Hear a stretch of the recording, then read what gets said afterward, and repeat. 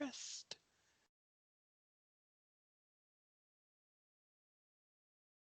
Hello, and welcome to Demon Interviews, episode 125. I'm your host, Springy, and joining us today is our very special guest. I'm Luke. I go by the handle Poison Puff Cosplay. Woo! Um, so, the first question is going to be, and we're just kind of go jump right on into it. The first question is going to be, have you ever been interviewed like this before? Not in terms of my cosplay work, no. I've done a couple of corporate interviews for my work before, and I've done some in-character interviews in my capacity as an actor, but I've never been interviewed about my cosplay work before, so this is quite exciting. Well, we're happy to introduce you to this side of the interviewing world. Um, Now, the next question, very serious, very hard-hitting, very personal. Would you rather eat Cheetos or go on a hike? Well, I know that going on a hike is probably healthier for me, so I think I'd probably choose that one because Cheetos are not my favorite kind of crisp. If you'd have said Doritos, I might have chosen differently. Huh. Well, I'm happy you say that, but no, the next, but the next question, is going to be, do you have any other new cosplays planned to do that you're able to tell us about without me giving you a small fee of $5 or £5? Exchange rate there. Yeah, Oh God, yeah. absolutely. I have quite a few interesting things coming up. Some of them are kind of long delayed plans from this year that I kind of didn't get around to. Mhm. Even in 2020, I found reasons to procrastinate, apparently. So um, I am going to be doing Zoya the Destroyer from the Netflix series Glow, which is an interesting case of being a fictional character who's a fictional character inside of the thing. Mm, awesome. So I guess I'm dressing as Ruth, dressing as Zoya. Um, I'm also I also have a Breath of the Wild cosplay coming up that I've been working on this year. Some people will have already seen my infrequent updates on that, but I finally have everything together for it. I'm going to be doing one of the alternate outfits for Link. I will have it all together very shortly, but I'm probably going to wait until spring to actually wear it, as it is going to be a very, very cold outfit to wear. Mm, And I just the other day actually decided that I'm going to be cosplaying the fourth Robin, Stephanie Brown, and the first Night Owl from Watchmen, as I have a domino mask that will be being made by the wonderful people at Wonder Customs. They very kindly agreed to give me one, and I'm going to be using that to make those two costumes. awesome. Well, I know I'm definitely excited to see them. Some of them might be already shown. Well, except for the ones that you said you got to show in spring. Um, for once, a new cosplay that people are gonna be excited for when this comes out. That hasn't happened in a long time. Um, a lot of firsts today. So, um, the next question is, as you said, your social media handle is Poison Puff Cosplay, correct? Or Poison Yep, Puff. that's correct. Um, why did you choose that over Link Fan 79 or anything else? Well, I didn't want there to be 78 other poison puffs. Oh, But I think that where it came from was at the time I was a big fairy tale cosplayer, the anime fairy mhm. tale and manga fairy tale, and I liked cosplaying the character Cobra, who is a poison dragon slayer. He has the power of poison, and I really liked that. And I just liked the sibilance of Poison Puff.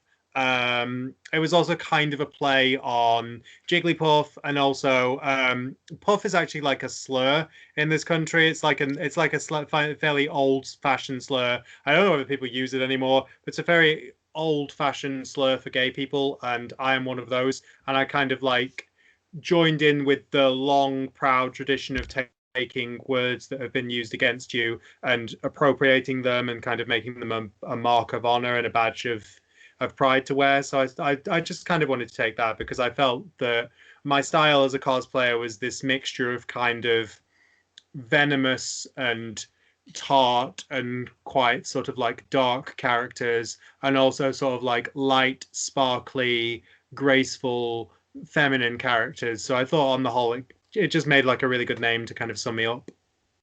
Awesome. Well, that makes a lot of sense, actually.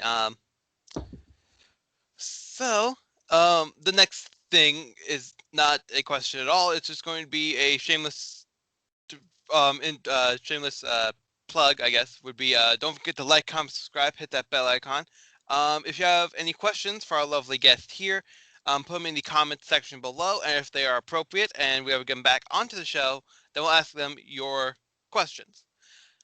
And also don't forget to follow our lovely guest here on all of the social media platforms below. That will be in the description below. Sentences. So yeah.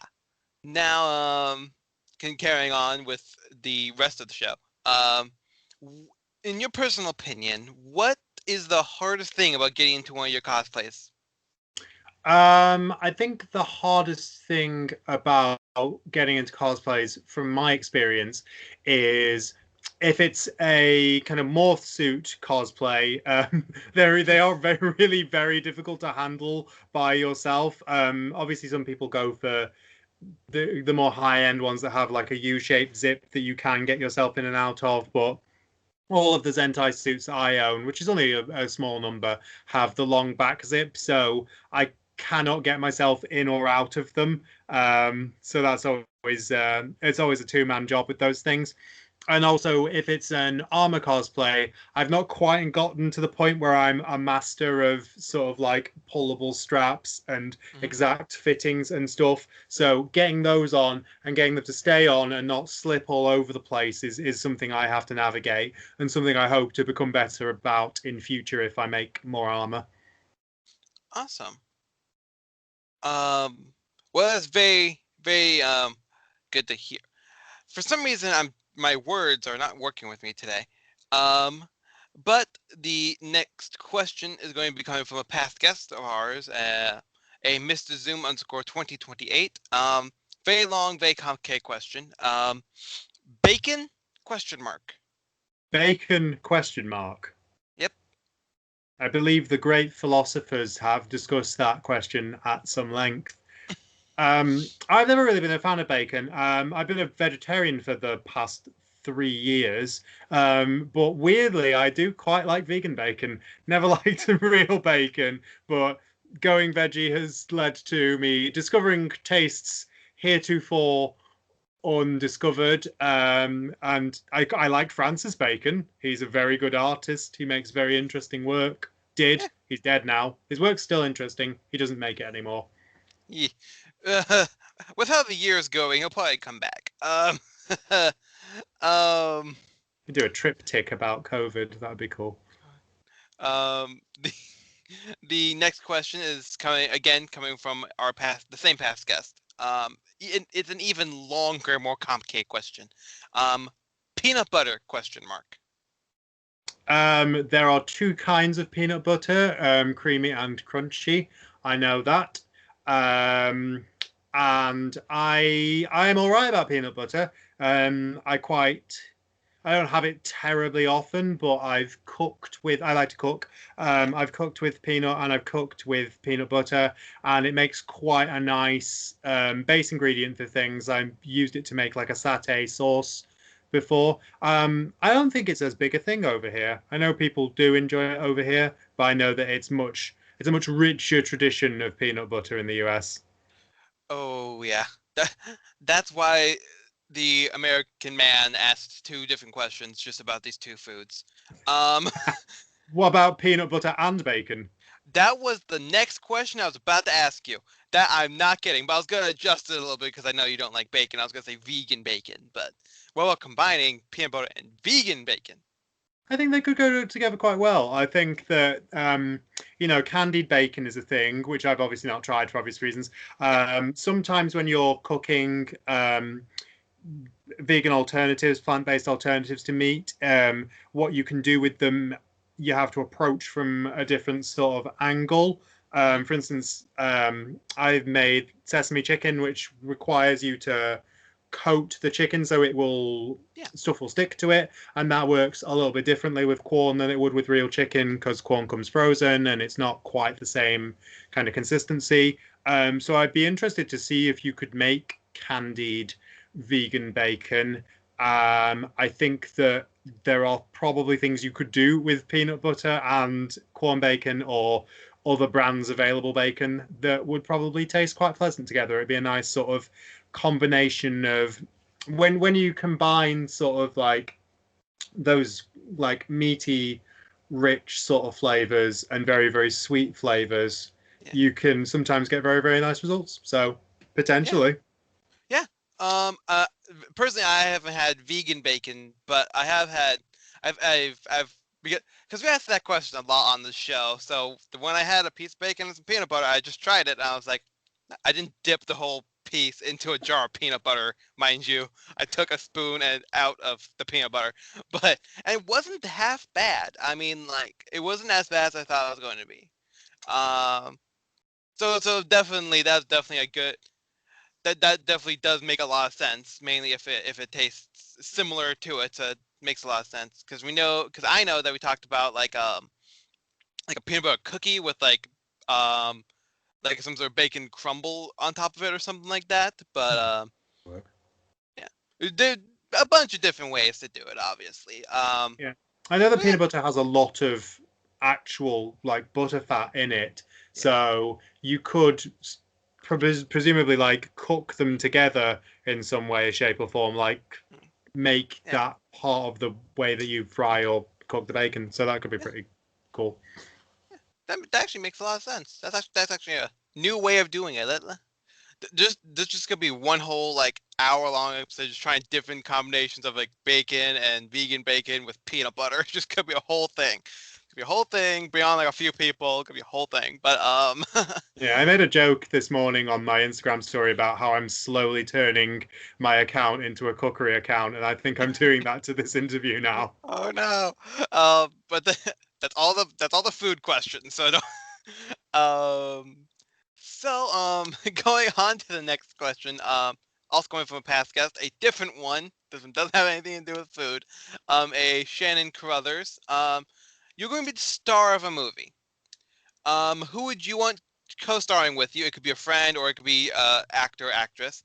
And what genre of movie would it be? Oh, interesting. I mean, I'd like that to actually happen to me. That would be nice. I think I'd love to work with Tilda Swinton because I think that she's phenomenal, and I think that she applies herself to lots of interesting and lots of different roles. Most people will probably know her as the Ancient One from Doctor Strange or the White Witch from the Chronicles of Narnia films. She's also been in lots and lots of other things. She was in Orlando, which is a film based on a novel by Virginia Woolf about a person who lives for a very, very long time and keeps changing genders. It's an interesting Hmm, film, but she's very good in that, and I really like her. She's quite androgynous looking. I think that she plays very, very interesting characters. I think that she has a very, very interesting look, and she seems to have quite a cool outlook on things. So I think that together we'd make quite a good sort of like a sort of psychological film. I can see us traveling through time together. I can see us exploring the human condition together. I'm making this sound like Cloud Atlas, and a lot of people don't like Cloud Atlas, but I do like Cloud Atlas, so I'd be fine being in that. I get paid. It doesn't matter what it makes in the box office. It's exactly. artistically fulfilling, and I'm already paid, so it's all good. Exactly. Uh, Nothing wrong. Uh, no, no downsides to that. There we go. That's the word I was thinking No about. downsides. Sorry, Tilda, I just tanked your career, but no downsides. um. Plus, I assume she still has all that uh, Mickey Mouse money from Doctor Strange, so Probably. I bet she's fine.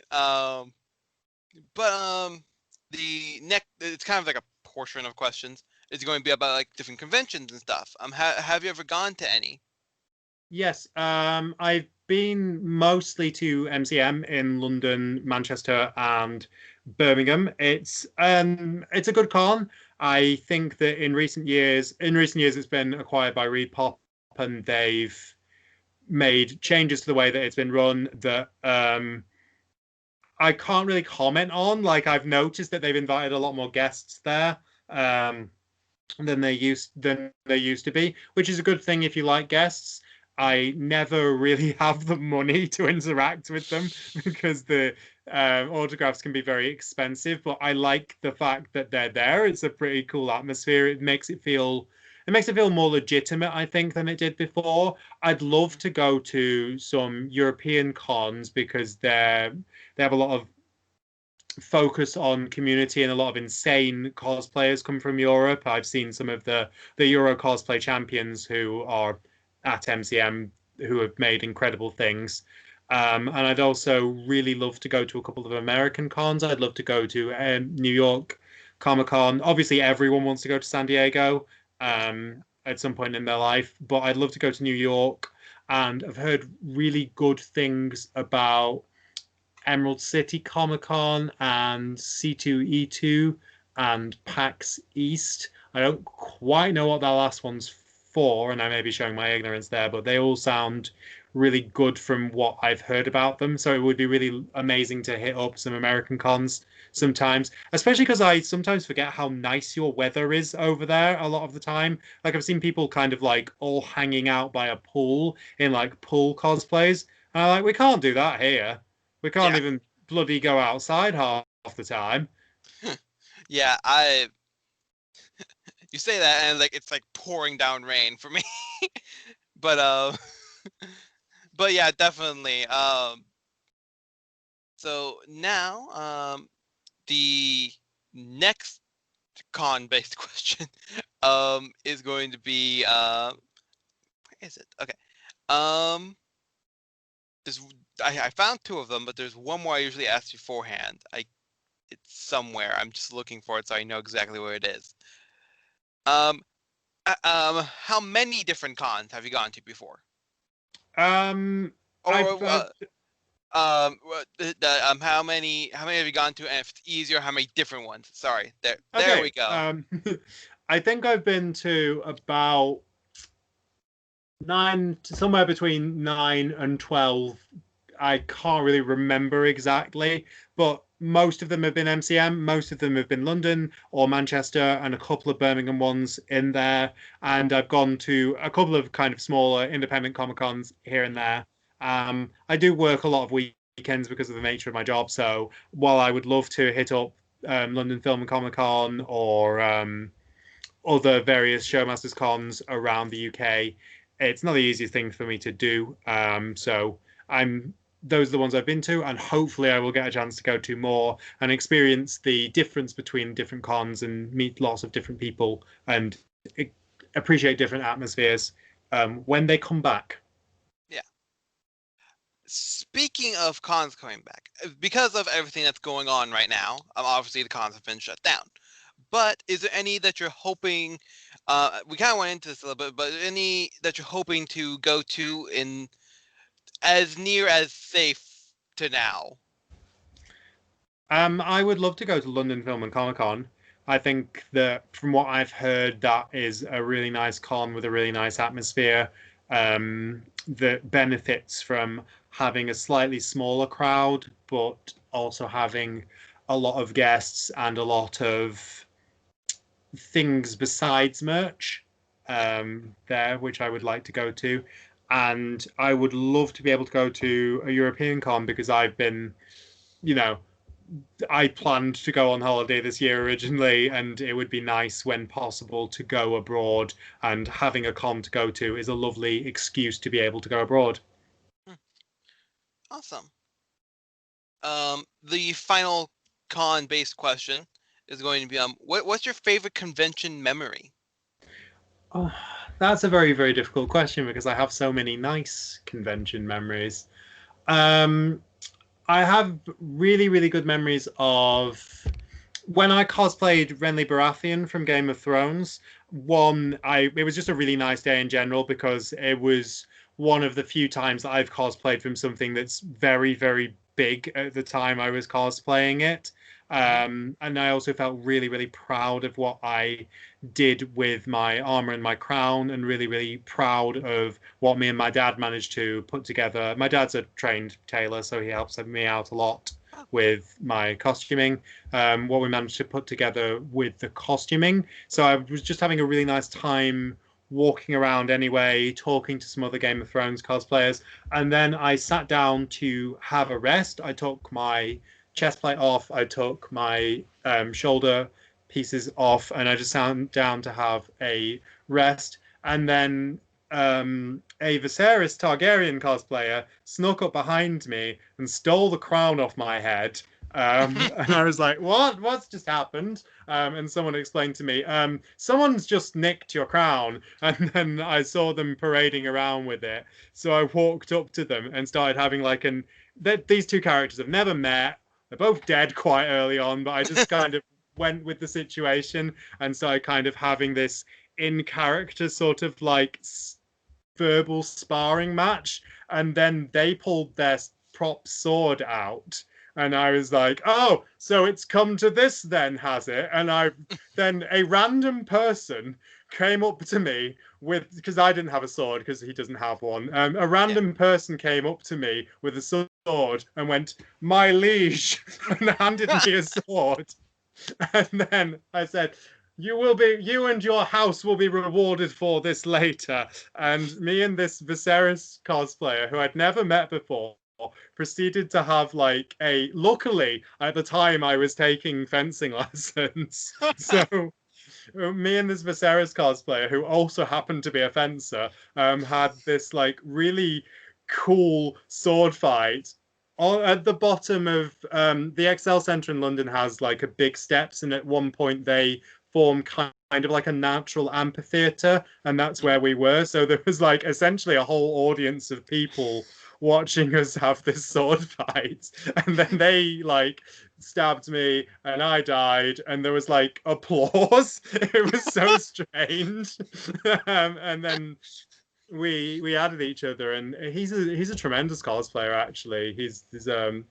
What is their handle now? They obviously his handle's changed a couple of times. I think you can find him at Dapper Saluki and at a couple of other handles as well, but I can't remember off the top of my head. But he's a tremendous cosplayer. He makes like beautiful, ornate stuff. He made a copy of a costume from the TV series Versailles that's like Mhm. just all of the ruffles and all of the expensive fabrics. But it was just such a lovely experience because the whole thing was spontaneous, really, and Mhm. those are the kind of not that exact experience because I don't think I could recreate that if I wanted to, but those sorts of truly nerdy and truly friendly and strange and geeky experiences are what you go to Comic Con for.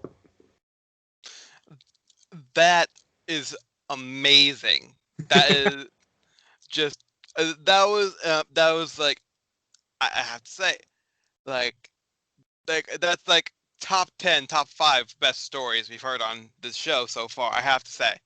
I'm saying it. It's top 5 at least, if not higher. Uh, I need to do a top 5 list now. Any, um, but that's amazing. I have to say. Yeah, well, big thanks to Myron for making that magical moment happen. Yeah. So now the next question is going to be this is coming from one, hopefully still one of our fans, or else it's just gonna seem very stupid. By Charlie underscore Aronson 99. What is one thing you regret doing on a camera? One thing I regret doing on a camera, I think that some of my earlier photos where I didn't take things very seriously. I'll tell you what I regret the absolute most. is thinking I still had a decent hairline 5 years ago and not investing in wigs, because there are some photos of me which are thankfully not on my Instagram account but do exist out in the ether, of me being like, yeah, I have enough hair for this. And then I very much did not have enough hair for it. I should have invested in wigs earlier. I should have learned to style wigs earlier. There's a whole embarrassing sort of like early start, but that's what we go through as cosplayers. We go through these Yeah. lessons, we learn things ourselves, we look back at things and think I can improve on that, and that's all part of the process. No one Yeah. has to start this off completely polished, and some people do, and to those people I envy you. Yeah. Same. Like I have a cosplay that like I did like my first like big one, and I'm like I always look at it now because I did like 4 years ago. I'm like I can do you better now because I found better foam. I found better. I need like a. I don't just need pieces of felt because like I don't know if you know about Five Nights at Freddy's are at all, but I did like a big plush suit thing like and like I used like just like I didn't have like a big roll of felt. I just used like the small pieces. So very patchy, but for this character it makes sense. But yeah, that I definitely understand the looking back and it's like I have found thinner foam because like the foam's like this thick. I made that exact mistake. That is one of my mistakes as well, was being like, well, it needs to be sturdy, and then be experiencing that it's very, very difficult to heat up and it's very difficult to shape, and sometimes Oh yeah. it's just too thick to get the effect that you want. Oh yeah. That's my boy over there. Just very very thick is what um but going on to the rest of the questions, next one's a very serious question, just like the ones before it. Would you keep a pet zombie or would you kill it? I don't know whether does a zombie count as a person, because I don't know whether I'd be. I think I would have ethical questions about the concept of keeping something human looking as a pet, unless Yeah. they were into that. That's okay. If they're into it, that's fine. But if it's a zombie, I think that I would like to keep them.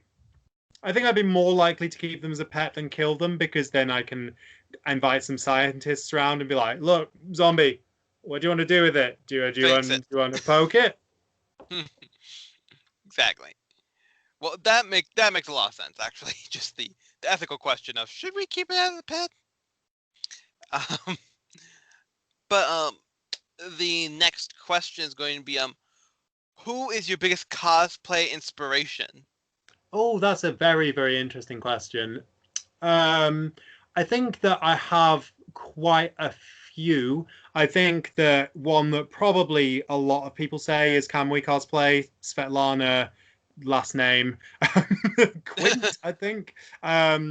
She's a very, very famous German cosplayer who started out in 2003. She makes magical warbler and foam armor builds. She's always challenging herself. I find her tutorials very useful. I find the books that she puts out very useful. I also think that Kinpatsu Cosplay, who is one of her friends and has a similar sort of they have a similar sort of aesthetic and a similar sort of style. She's also incredibly talented, so she inspires me constantly. I think that Princess Chris cosplay is a huge inspiration.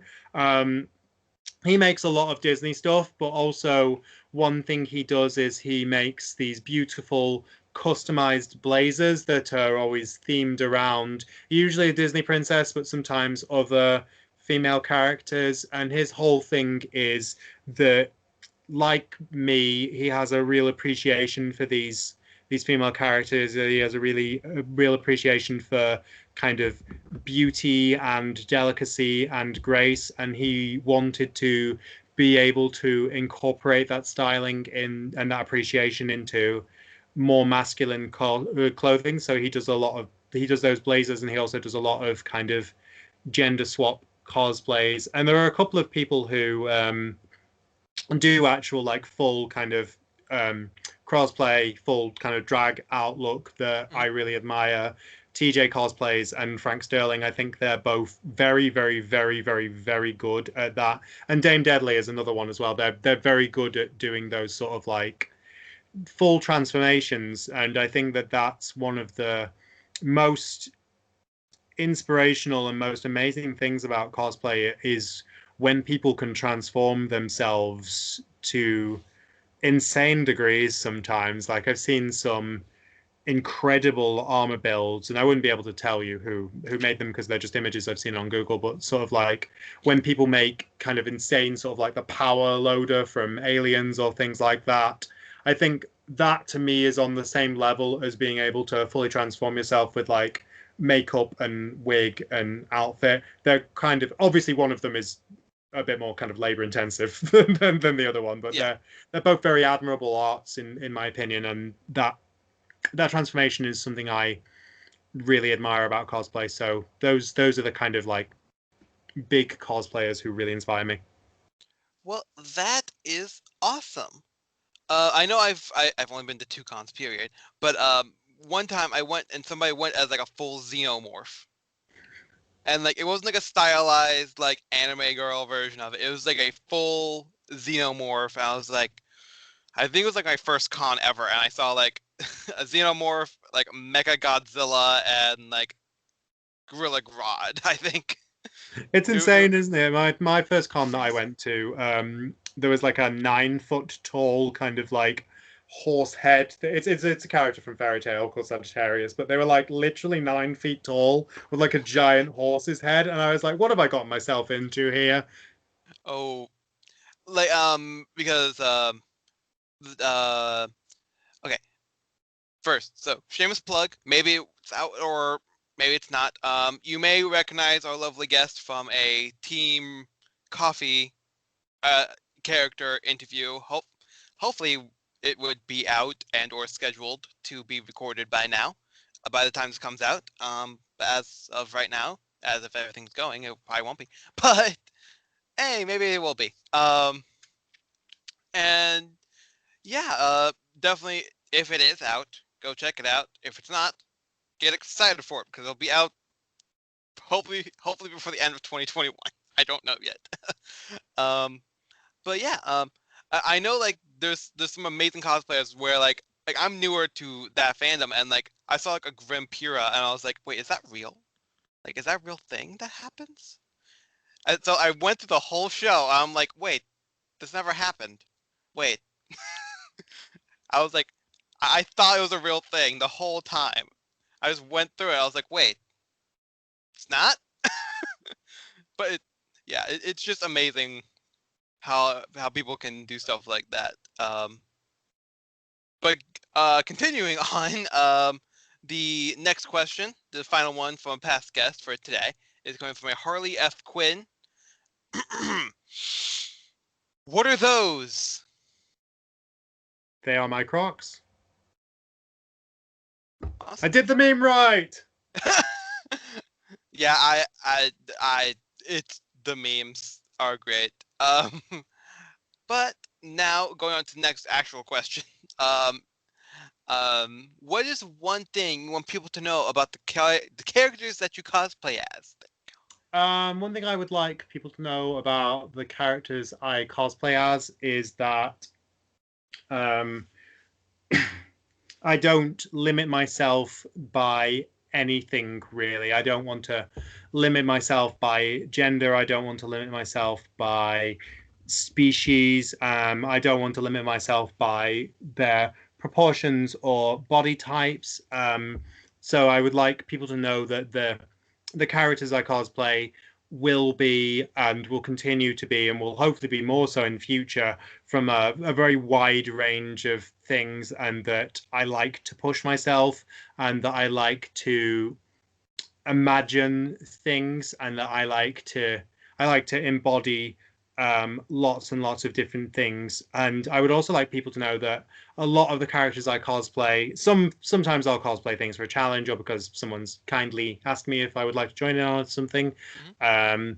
But a lot of the characters I cosplay embody parts of my soul and my parts of my identity that I like to express and find cosplay a place to express that. So if people see me cosplaying a female character or a feminine character, um, it comes from a place of very deep love and appreciation, and it comes from a part of myself that doesn't often manage to find a way to express itself. So I hope that when people see that, they appreciate that I'm doing it from a genuine place of love and a genuine place of self-expression.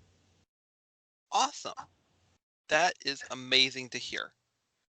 We're actually running a little bit low on questions, so the next question is going to be who from any social media platform would you like to do a collaboration with in real life?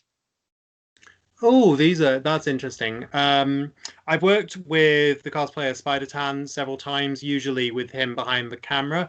But I would love to do a duo together because we've not actually gotten round to it yet. We were going to do Elektra and Daredevil at some point, but he's advanced his cosplaying skills and also his amazing photography skills quite a lot since then. So I'd like to do any kind of collaboration really with him. I would quite like to work with Tum. There is a cosplayer, and I can't remember the name at the moment. That's really unfortunate. But there's a really good Steven Universe cosplayer who I think is from America, and they do incredible stuff. I will make sure I send you the name when I remember what their name is. But they do incredible stuff, so I'd love to be able to collaborate with them because I think that we could do some awesome Steven Universe things together. And I've had been in a fortunate position this year to make a lot of friends who I haven't actually been able to meet or hang out with Mhm. in real life right now. So any of them really, I'd love to do some collaborations with them. Awesome. Well, I know I'm excited for anything in the future along those lines. So the final question coming from my fun little list, and then there's, guess what? More questions that aren't on the list. Who is your favorite character to cosplay as?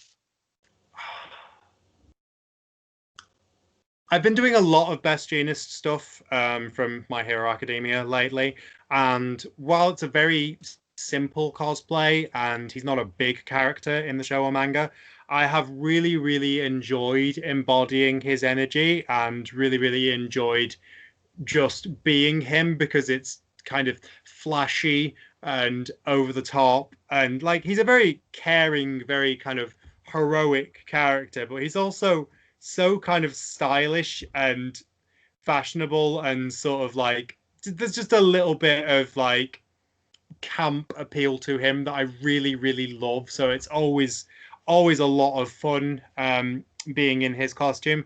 And I also think that this year I've really fallen in love with my Irvine Kineas cosplay from Final Fantasy VIII because I just feel like such a badass in it. It's just like a really long coat and chaps that me and my dad made, and just kind of toting a big gun and being feeling badass, getting these like wonderful sort of like sniping shots of it and feeling like this combination of sort of like John Wayne and James Bond and a J-pop star is really fun and really cool to be. And hopefully I will get my friend Mia, who's a Renoa cosplayer, to kick me down a flight of stairs at some point. That's the thing that happens in the game. I Well, that is awesome. I promise. I mean every single time I say awesome and amazing. It's just I don't have a large vocabulary sometimes. Um, It's okay. We but invented the language. I can let you borrow some of it sometime. uh, um, now now we're gonna go into the final four questions. The first one is do you have any questions for me as an individual or about the show in general? I would like to know what has been. the most surprising thing about interviewing cosplayers for you? That they actually answer me on like Instagram, like because it's just some random dude messaging you on Instagram, and with like all the different scams and stuff going on, I'm surprised anybody answers me. Period. Um, but other than that, well, actually no, that's pretty much the big thing that people actually answer my Instagram messages.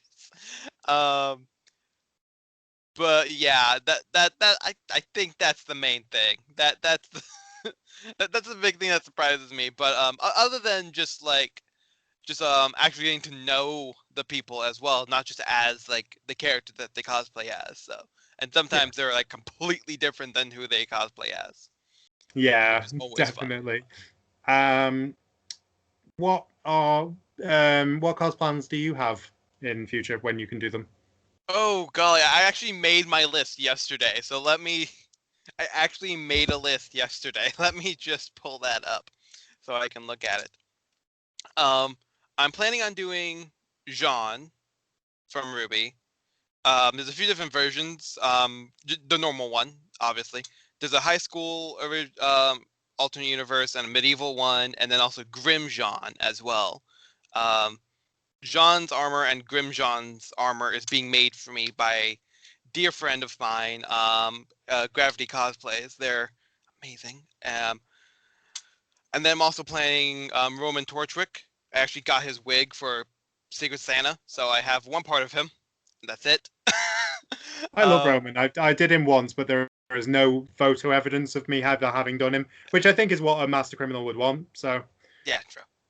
And same like original universe things. I'm a part of like a few things, and also a Grim Roman that I've been kind of looking into as well.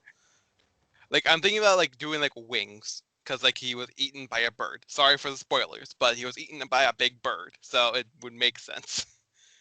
Um, and then I'm also planning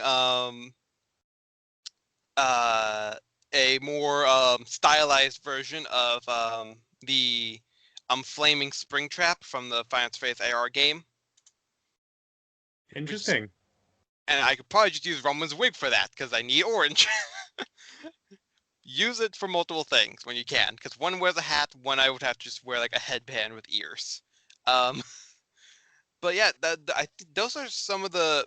Um, I'm also planning like some more like armored ones as well, and also I want to be a Power Ranger as well. Yeah. That. But those are the main. I also want to fix my normal plush suit of Springtrap. I want to fix him up a bit, but that's not technically a new cosplay, and that's just one that I still have since I made him. Um, but I think that's like the main ones. Those are the main ones I'm kind of looking into, looking up. My God, just like because like like not counting armor because I'm not gonna name prices on that. Buying everything for Jean, like his jacket, his shoes, everything else, it's like $80 just for that. I'm like, great. Not counting the armor and stuff. Actually, no, it's like $80 for the shoes and then like 50 for the jacket. I'm like, It's not a ugh. cheap hobby. Yeah, it's definitely not. And that's what no, that's not the reason why I made demon interviews.